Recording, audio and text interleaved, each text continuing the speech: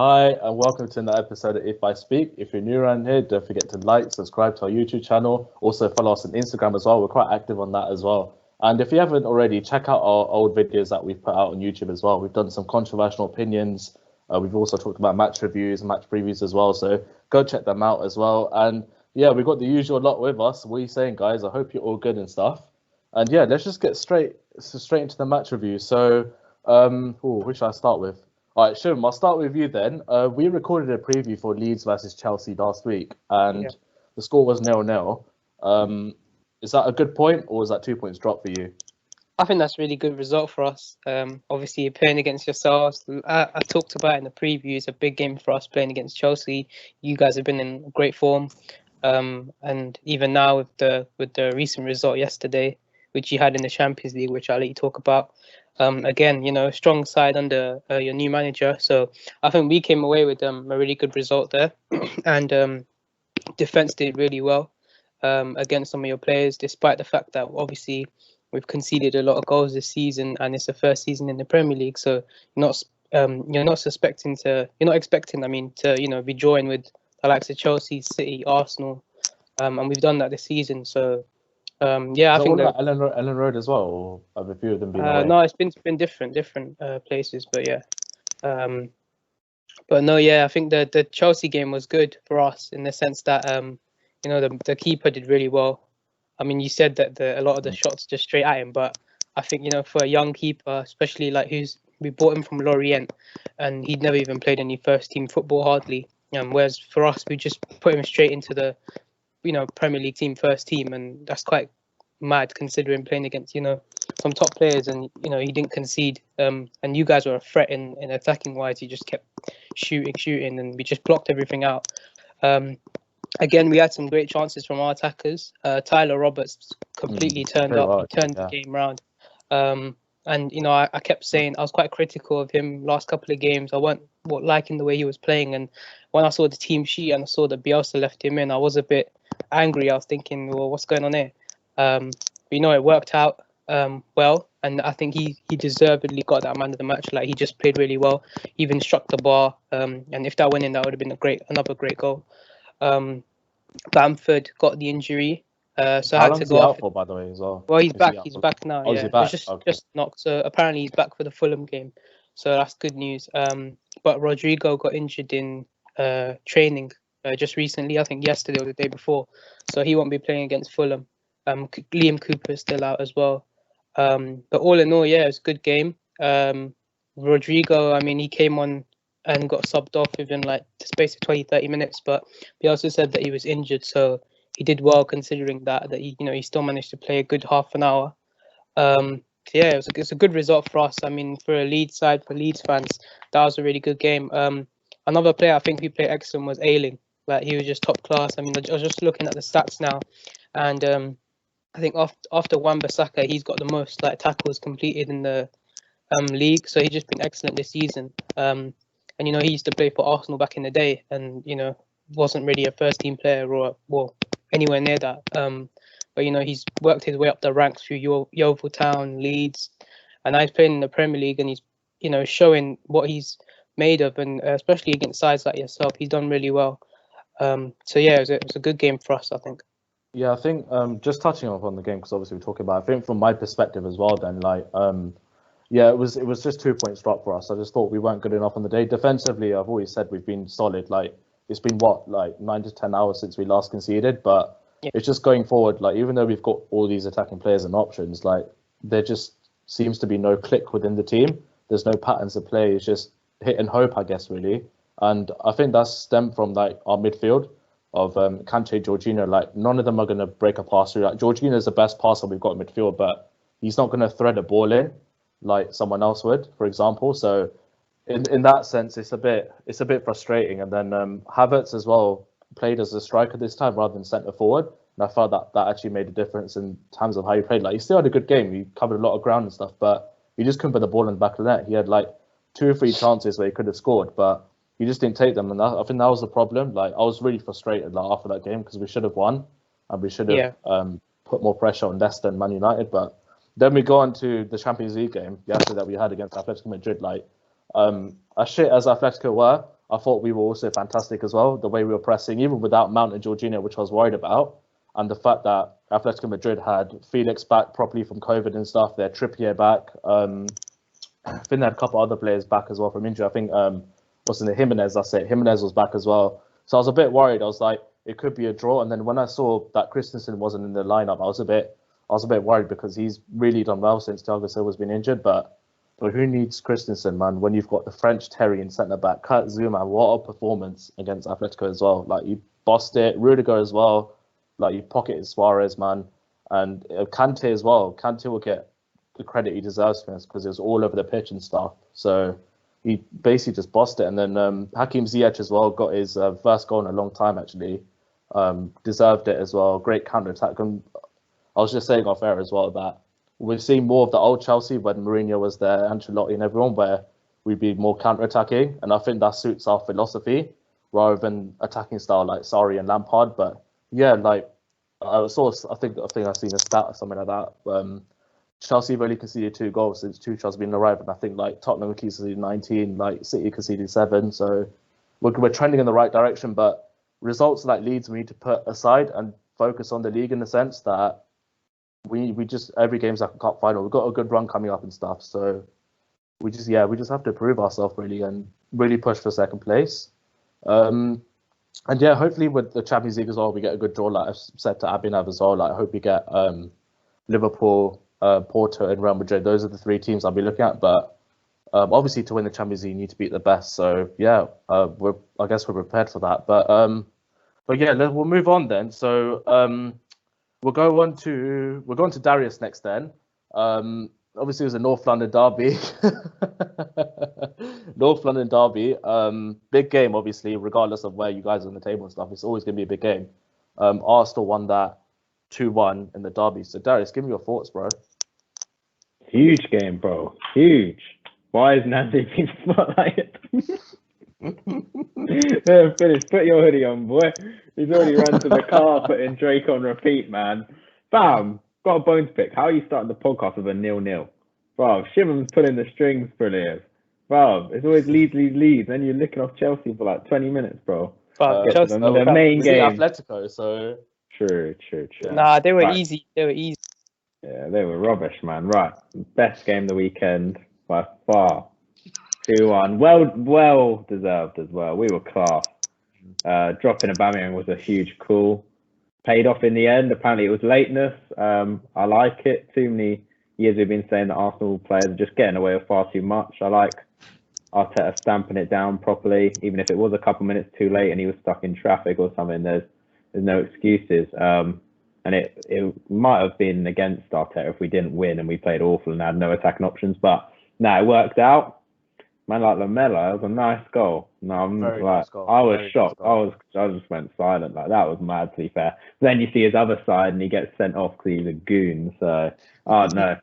Only that would happen to Tottenham, in there.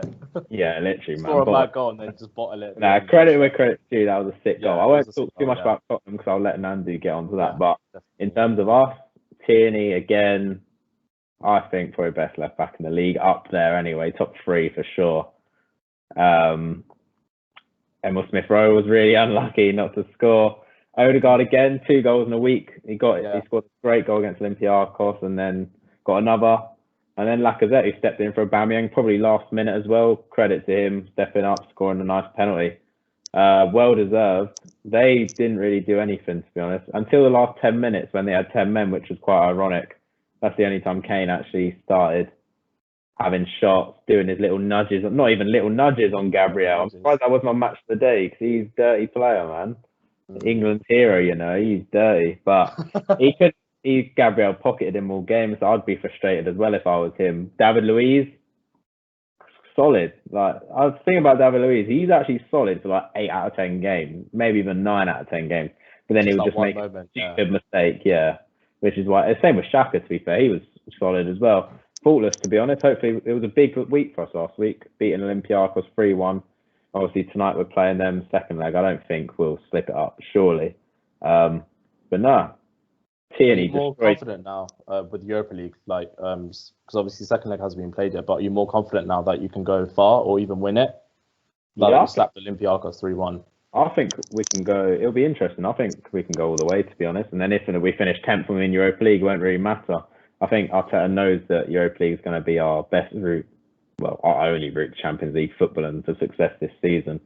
So it'll be interesting because obviously AC Milan, United, big teams playing against each other. Yeah. It'll be interesting to see who gets drawn against each other tomorrow as well. So, well, the last few years since we've been in Europa League, we've got to semi-final. Atletico Madrid beat us, but that was when they were good, or better than what they are now. And then obviously we lost to Chelsea in the final, and then last year we lost to Olympiacos, but that was strange circumstances. So yeah, I think we can go all the way, to be honest, but take it one game at a time. Nothing silly tonight, because last time we did that, we beat Olympiacos away and then got knocked out to them at home. But yeah, I'm happy over here. I'm not sure about Nandu running to his car though. Try Yeah. Well, Yeah, Nandu, I just want, give me your perspective on the Arsenal-Tottenham game as well. Yeah, go for it, man. Bro, that game was a shit show. Total shit show from our side. From a neutral point of view, that was a good game, to be honest. But It was all right, I don't know what Jose was thinking playing our strongest team against Zagreb, and then coming into the derby thinking that all the players are going to be fully match fit, because clearly that wasn't the case, because players like Ndombele and Højbjerg just went missing during the entire game. And then obviously I prayed that Doherty wasn't going to be playing. He came into the starting lineup, and then he gave me anxiety for the whole game, alongside with Lloris from minute 1. So I don't know what was going on over there.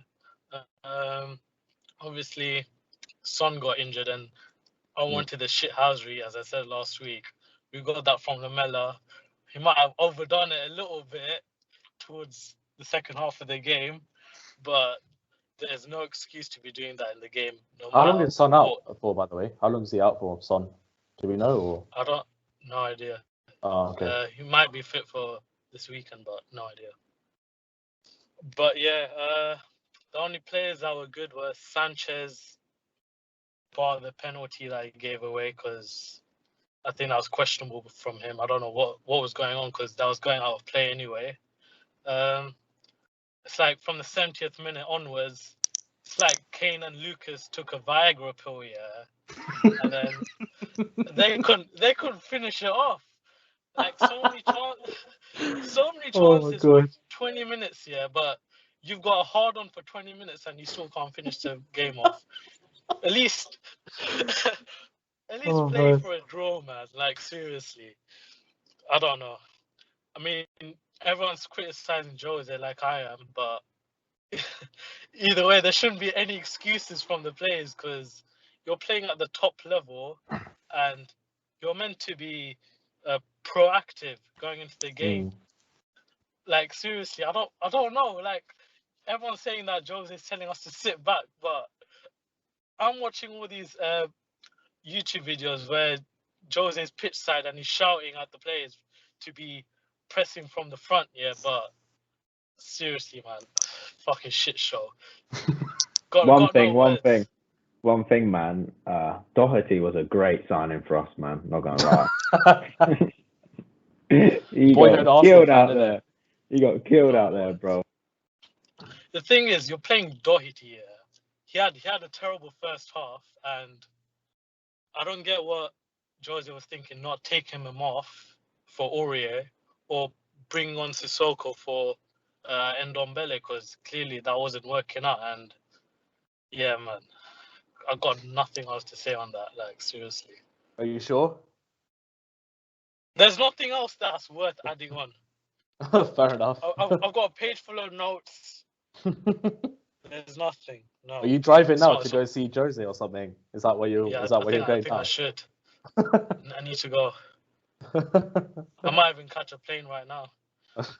What a plane? Even though you live in London, yeah. To Croatia right now. Oh, to Croatia. Oh yeah, forgot they're playing Croatia. Yeah, fairs. Yeah, just give me your thoughts quickly on the Europa League then. Premier League aside, give me your thoughts on Europa League. Hope you don't bottle it. That's what I'm gonna say. Fair enough. Short and sweet. That's how we like it. Short and sweet, man. Yeah. All right. We'll go move on to Kunar next then. You guys had a big top four clash against West Ham. I think every other fan that's like, well, obviously Chelsea, Everton, the rest of the chasing pack were rooting for this one to be a draw, I guess. But obviously, you guys won the game 1-0. It's a big result for you guys. Give me your thoughts on that game, man. I would say that it was a really great game of football, end to end, with some great attacking and defending from both teams. Unfortunately, the game wasn't decided by the quality of a specific team, but a mistake by Dawson, who had a who was brilliant throughout the game. Very unlucky for him at the end to make a mistake, and that cost West Ham the game basically. Matic didn't start, and we saw that United performed very well. I have to talk about Matic when we're talking about the AC Milan game. All of this is due to, McTominay and Fred were very tenacious in midfield. They bring tenacity to the team, and Matic didn't start, so we performed really well. Those two aren't world-class players, but they're young and have qualities that are required in today's game.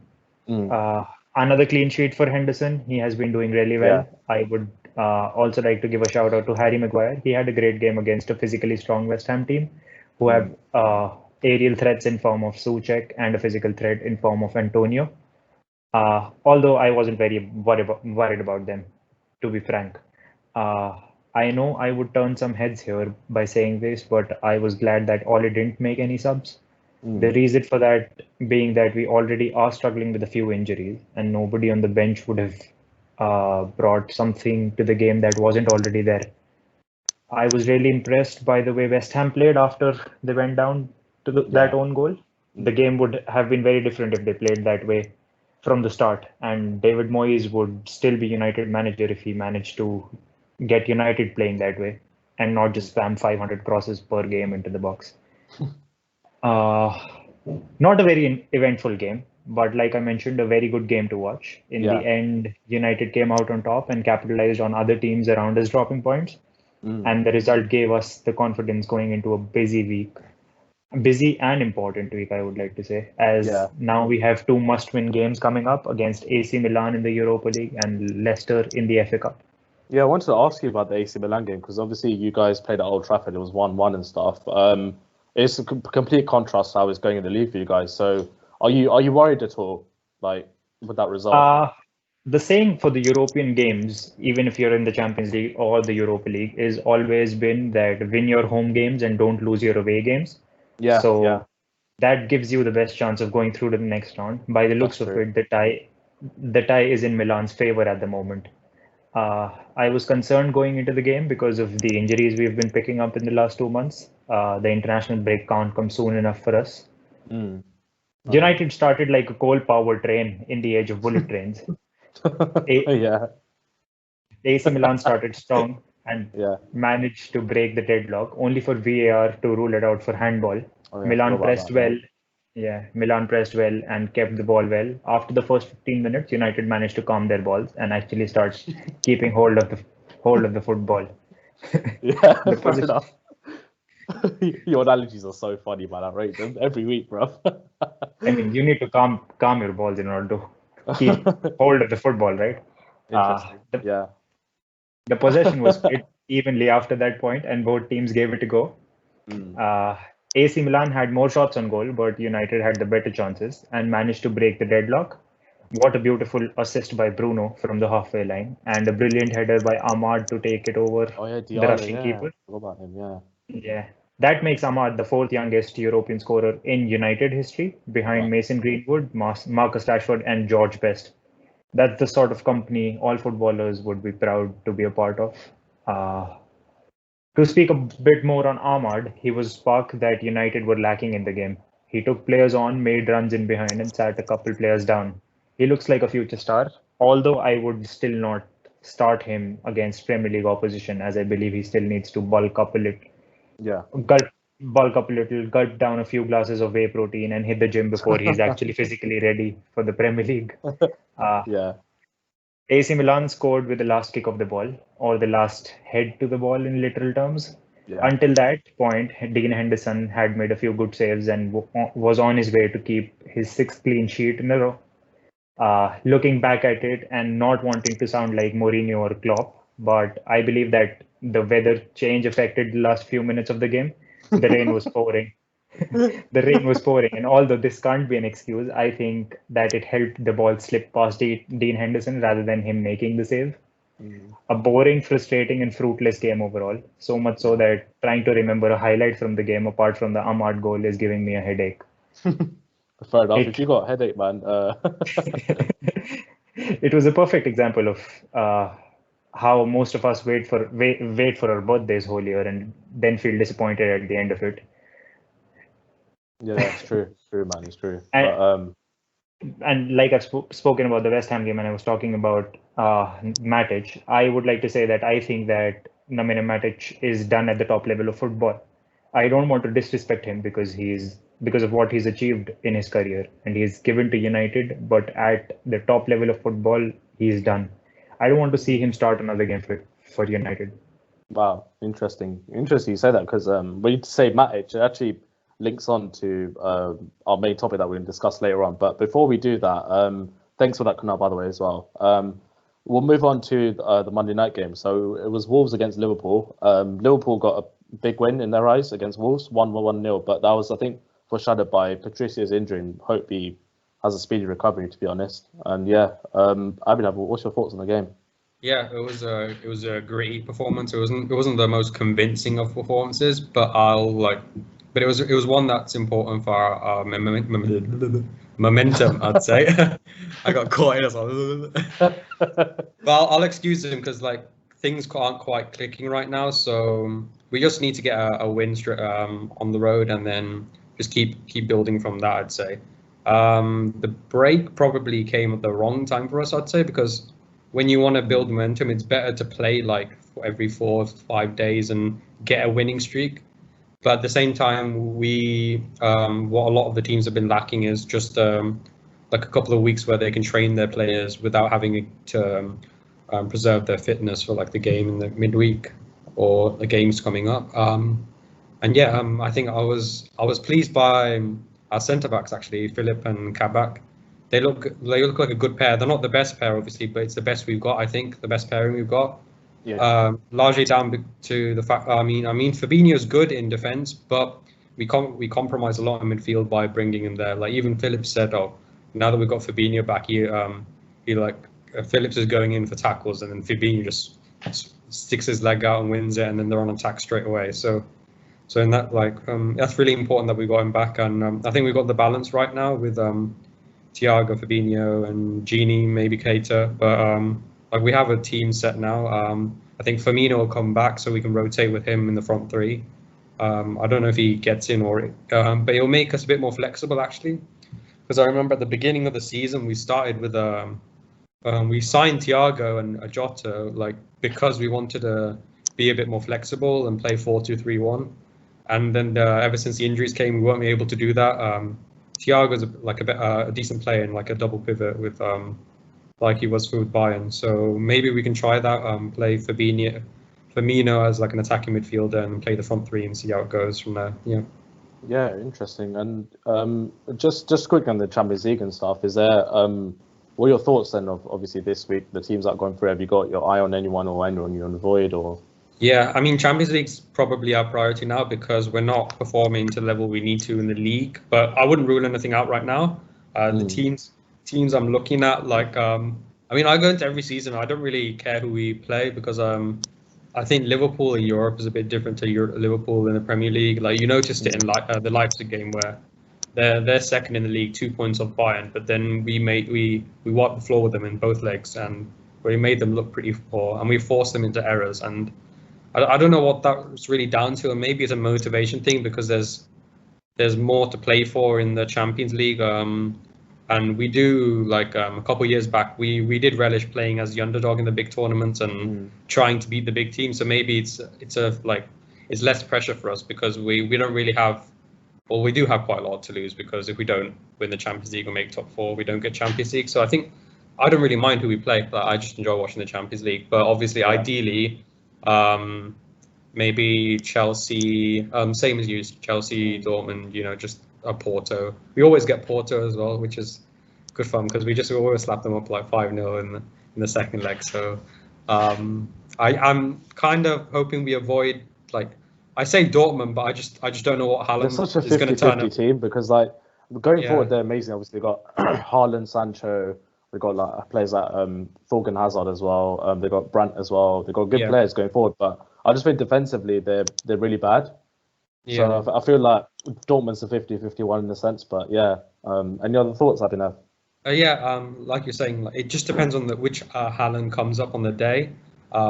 They have a few issues with injuries with Royce, and they're playing Emre Can at the back. And I know Emre Can is one of those players where on his day he's brilliant, but he never has that day. That day comes every 3-4 games, and he's sloppy and he makes mistakes like that. So we could target him. So yeah, that's really it actually. Yeah, I'm looking forward to Champions League actually now that we've got a bit of momentum. Yeah, no, fair enough then. Thanks for that, guys, and that wraps up the match reviews.